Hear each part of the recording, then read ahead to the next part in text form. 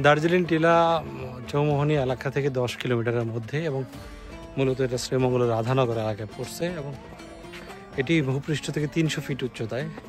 অনেকটা ভারতের দার্জিলিংয়ের চা বাগানের মতো এর ভিউটা আসে, এই কারণেই এটাকে দার্জিলিং টিলা বলা হয়েছে। মূলত এটা এমআর খান টি এস্টেটের চা বাগান। আমরা চলে এসেছি অবশেষে দার্জিলিং টিলাতে।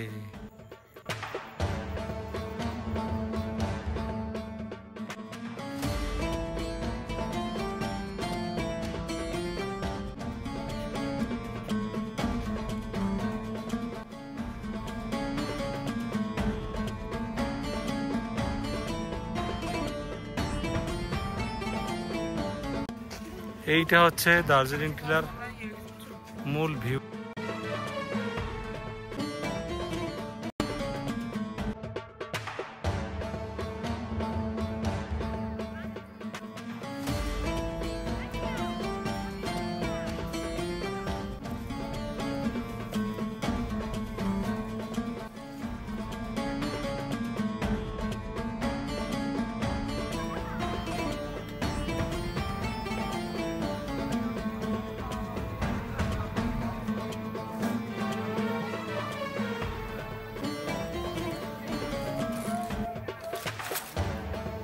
যে ভিউয়ের জন্য মানুষ দার্জিলিং টিলায় আসেন সেটা মূলত এই ভিউটা।